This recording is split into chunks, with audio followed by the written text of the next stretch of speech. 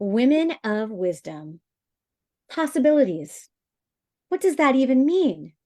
Are we meant to open up to possibilities? Are we meant to chase them? The truth is, I know possibilities can come with a lot of feelings, excitement and dread. And I am so excited and honored for today's Wise Women Wednesday to be bringing in a woman who is near and dear to my heart and has opened up so many possibilities for me in the realm of just friendship and love. Pascale! So happy to be here. I love you so much, and thank you for coming into this space. I know that you're so busy as the CEO of Women Finding Clarity, and you're always doing so much. So thank you so for being here. It's my honor to be here. You know how much I love you. And I know your heart, I know your energy. And so to be invited into this trusted space with your community is a big honor. So thank you. I receive that. And Women of Wisdom, drop in the chat when you think of possibilities, what word or what feeling comes to mind for you? Because, Pascal, for a long time, I feel like I was struggling with possibilities and feeling safe in them. So tell me, how did you get into the world of possibility?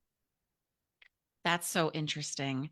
So I don't feel like I ever necessarily had that feeling like when I was younger, like, oh, anything's possible, right? I just knew I want to have babies. I want to be a mom. I wanted to be a stay home mom like my mom was. Um, Fast forward, I was that, and it was amazing. And then my family was in a car accident. We were hit and run by a drunk driver. And so part of my prescription from the emergency room was to see a chiropractor. And it was in one of those sessions when I'm lucky enough that my chiropractor also has a massage therapist on board. So it was in one of my massage therapy sessions before I saw the chiropractor where I was on the table and I had this little voice come into my head that said, "This is how I want to make people feel." And I was like, huh? Like that doesn't make any sense to me. What? I didn't think about anyway. So that's what I did. I trusted that voice. And I guess you could say excitement, but there was also trepidation like, but I'm a stay home mom and that's my purpose. And anyway, I trusted the voice. I went back to school for massage therapy. One thing led to another over the years. And here I am, still trusting the voice, still leaning into possibility that I never used to realize was a tool for me. Yeah.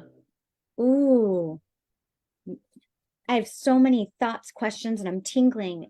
And so, can you tell me a little bit about? I feel like I'm hearing a couple of different things in your story, and I'd love for you to maybe like expand a little bit on them. But when you were talking about how you're still listening to that voice, for these possibilities, do you feel that trust plays a really big part when it comes to possibility? Trust is a huge part of of possibility, but I also want to talk about how so we have fixed mindset, right? And Mhm. that is very much people believe that with a fixed mindset, believe that their abilities, their intelligence, their talents are fixed. What you see is what you get. It's all I got, right? Then there's growth mindset, which is possibility mindset, which is this is what I have now. And at the same time, I believe that to, I can learn a new skill. I can become more intelligent. I can develop more confidence through determination and hard work, right? And I think that I used to have more of a fixed mindset like, but wait, I'm supposed to be a stay at home mom, right? And then through that one awakening moment of that voice that said, this is how I want to make people feel, it was a shift, truly was an awakening that opened me into a growth mindset of possibility that I never knew was there. And so for me, I became an energy healer and part of that is the trust comes from how does it feel in my body? Right. Yeah.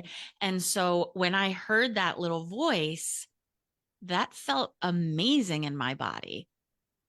It surprised me. It made me feel like I said, fixed, like, but Yeah. wait, at the same time, made me realize there are other possibilities available. It's so funny that you bring that up. And I brought up trust because I know that a lot of women, especially, I think we get so disconnected from that voice in our head, the deep inner trust in our body. And ladies, if that resonates, it's not your fault, I promise. Between social programming and childhood experiences, and just we oftentimes get disconnected from our body. And so I love what you're bringing in, the fixed and growth mindset, because that's so practical. It's not just, oh, it's in my body, it's this intuition, it's fixed versus growth. And I think when we're thinking about the fixed mindset, and for any of my perfectionists out there or recovering perfectionists, I'm with you. The perfectionist mindset is one of a fixed mindset as well, despite it feeling sometimes that it's not. We're always thinking about expansion or growth. And I'm hearing you say that there's the two sides of a fixed mindset. I think sometimes because of social concepts, we think of it as like, oh, it's when I say I can't play soccer, or I can't swim, but the other side of that fixed mindset is I'm a natural born swimmer, I'm a natural born dancer. And how that also sounds like it's a little bit of the fixed mindset as well, whenever you're just in that definitive place, right? That's such a good point. Is that in possibility mindset, growth mindset, there's no fixed point. There's no, you're not in a box. Yeah. It's, I was actually just speaking with someone this morning, and as I was speaking to her, I had the privilege of witnessing her having this moment of awakening. And the way I explained it to her is when she started speaking, it was like a flower that hasn't bloomed yet. The flower bulb, or not the bulb, the, what do you call it? I think the bulb, right? The bud. The bulb is the thing, the bud. Thank The you. bud. It's like the bud is on the top of the stem, but it hasn't opened up yet. And as she had this little awakening, what I saw in my mind was the flower that opened up like this. She came through the top, and it was like a daisy that was Yeah. like this and came out like this. And I love the synchronicity of pulling this morning's conversation into this conversation with you, because this is very much a fixed mindset. This is very much a possibility mindset. Yeah. And it's hard, it can be hard getting into that mindset, because I feel like the world that we live in doesn't foster a growth mindset. It fosters a fixed mindset. What are you doing? What's going on? Can you or can't you? And I think sometimes it can be really difficult for us to lean into growth mindset or possibility, or to feel safe in that space. And for any women who are like, okay, I'm understanding the different mindsets, I want to be open to possibilities, I want to be a beautiful budding daisy in Pascale's hand. How do you have any tips or insights that you would share to a woman who is really looking to start expanding her possibilities, expanding her growth mindset? How does one even begin this process when we've had decades of programming telling us to be in a box? This is a beautiful question because so many women have been shown over and over again why they're not enough.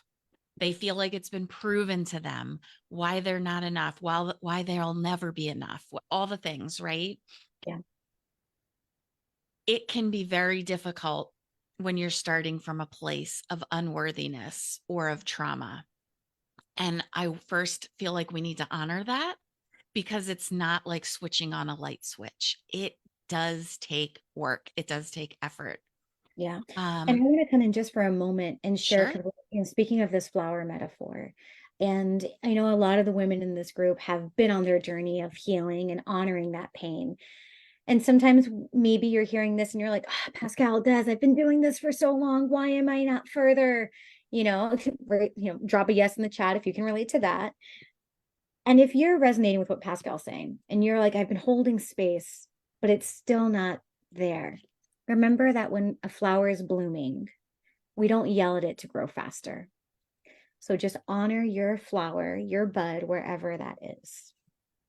Sorry, Pascal, I just want to come in and weave that metaphor through that because I think No, that's it's a big part of it beautiful. too. We get Yeah. so like, now I'm hyper aware and I'm struggling with my hyper awareness and I've been healing this stupid flower. And so I just want to honor any frustration that might be coming up for It's women. beautiful because we would never say you stupid flower, right?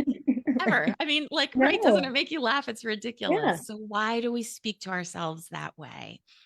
And so I know that you work on your self-talk and your inner critic with your clients and your community.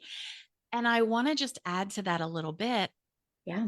One exercise that you can do to kind of help propel you toward possibility mindset is envisioning your best possible self. Mm. And so when we're being our biggest critic, when we're feeling like this is all I'm going to ever be, get into a place where you can have some focused, quiet time. Maybe light a candle, maybe, have a cup of tea, be comfortable, and grab your journal or grab a piece of paper, whatever it is. Yes, this is what my life is now, but start writing a detailed description of what could be possible in your life. What does your best possible self look like? What does your best possible life look like? And in the beginning, it might be really hard to even think of anything else besides where you are right now. And I want to just validate that when you're in it, it can be hard to see beyond it.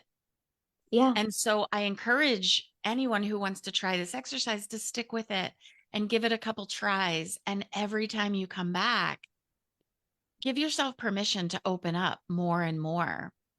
Because what's going to happen is this is going to promote a positive, optimistic outlook where you're going to be able to see, okay, this is where I am now. What if, I'm closing my eyes because sometimes we're able to see further when our eyes are closed, right? Yeah. And so close your eyes and say, okay, this is my life now.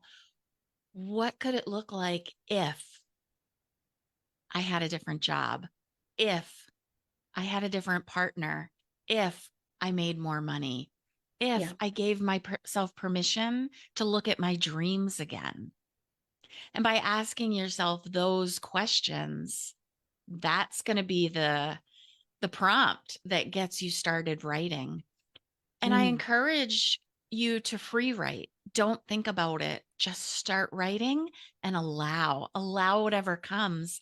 And then at the end, go back and read what you wrote with no judgment, Yeah. because there is no judgment in possibility mindset. Oof. And mic drop. Everyone rewind. Listen to that again. Because yeah, there is no judgment in possibility mindset. And I think there's a big reason for that. Whenever we go into possibility, abundance, growth, we want to feel safe. We want to feel safe in that space. And judgment brings in this deeper feeling of survival. Our nervous system gets kicked up. Now we're like, I'm too busy feeling like I'm being judged, that now my brain is triggered. And now all of the different parts of my brain are shutting down. So I'm not able to focus my cognitive thinking, all of that jazz. And so what I'm hearing you say, and I'll just kind of give some of the things that I heard because I love the giving yourself permission to dream again. That's such a beautiful gift that we can give ourselves. And ladies, if you're like, I want to, but I'm scared, it's okay. Honor your emotions. Maybe spend some time with your fear. Spend some time thinking about what do you need in your garden, in your container to feel safe to dream. Mm. Because if you don't feel safe to dream, it's not your fault. I bet you've gone through some unique experiences and it's not your fault that it's scary to dream. Honor that. I It, would like to just say, I'd love everyone to write that down. What yeah, do I need to feel safe in yeah, order to dream again? yeah. because, you know, that's something that comes up a lot with my clients. And so what do you need to feel safe in dreaming again? And the other thing too is if you're like, I can't even imagine because I've been in survival, I've been in the fixed mindset for so long, maybe start backwards. Okay, I don't know what my life would look like then, but I know that whenever I get my next job, I don't want this. And then just use the internet, you know, I not synonyms, but the opposite of those. What is the opposite, you know? And that can be a really fun, playful way for you to start doing that as well. And Pascale, I want to throw in one little bonus for anybody who's like, this is great. I want to write and get physical with it. Ladies, if you want to get some movement, it might feel restless. Set your timer for 5 minutes after you've done this exercise, or even if you need to do it while you're doing it, because staying still is hard for those of us who have experienced trauma. Go for a walk while you do it. Mm. Bring a little notebook. I've got one that's super small, so I carry it with me. And imagine that you're walking to that future. And just see how different it feels in your body when you're actually in that physical, I'm walking to my future. See how that feels. I want to expand on that a little bit if it's okay, because I Yeah, I love this love this. I love the idea. volley. So good. It's such a volley. That Mm. happens every time you and I speak, I feel like, and I love it. Go for a walk. And instead of bringing a notebook, put on voice recorder on your phone. Mm. If I think most phones come with voice recorder now, but even if it doesn't, it's a free app. Put your AirPods in or whatever you have, go for a walk and just have a dialogue with yourself and record it, Mm. Yes. and anything that comes into your mind. Wow. As I'm walking and I'm seeing these trees, I'm remembering for the first time in a long time, I used to love to climb trees as a kid. What does that mean for me? Maybe I want to try hiking again. Maybe I want, and you just don't know what's going to come up. And so oftentimes we have those thoughts in our minds and we don't give focus to them or we don't give space to them. And so they're fleeting thoughts and we don't think of them again. But what Mm. if you are voice recording, you're speaking your thoughts as you're having them? And then you go back and listen because now you've recorded it and you will remember it. Oh man, I feel like we could just volley back and forth because Yes. this is such a beautiful exercise and invitation. And ladies, we're going to leave you with this because we don't want to overwhelm your nervous system or overwhelm the mind. We want you to lean into the possibility to get creative. What do you need to feel safe in dreaming? What do you need to feel safe in carving out time for yourself to have an inner dialogue? Maybe it's not 5 minutes. Maybe it's just setting a timer for 60 seconds. Whatever it is, it's okay. It's yours. It's your path, and it's created by you walking. Pun intended. Pascale, thank you so much. This has been beautiful and amazing. And again, like you are just such a near and dear friend, not just colleague. So thank you for coming in and sharing wisdom. And before we sign off, you know, is there any final thing that you would like to share? You know, I know that you work a lot specifically with women who are looking to turn their PhD experiences into a profitable business so they can really make money and share their wisdom with other people. And so, do you have anything that you'd like to share, maybe to those women, or just any final nuggets? Mhm. Yeah. I love that you brought in the PhD, right? Because we all have a PhD in life. We've all been through experiences that we feel like, oh, now we're an expert and we could use that experience to help another person. And so I'd love for everyone to remember that and to bring that into their practice of having a possibility mindset. Because Mm. looking at what you've been through and how you could be of service to someone else with everything you've learned, that's everything that a possibility mindset is, right? Yeah. There's one other thing that I just want to bring up is that having a strong social supportive network can be so important when you're trying to foster possibility mindset. And so for everyone who's in your community now or in the future, lean into this community that Des has created for you because this is your safe place. This is your supportive network. This is where all possibility is possible. I'm not going to cry. I'm covered in chills, covered because it's true. Yeah. Yes, it is, ladies. This is your safe space. This is your sanctuary. And Pascale, thank you for being such a pivotal part of the community, not just as a woman of wisdom, but just as a sister alongside each and every one of us growing.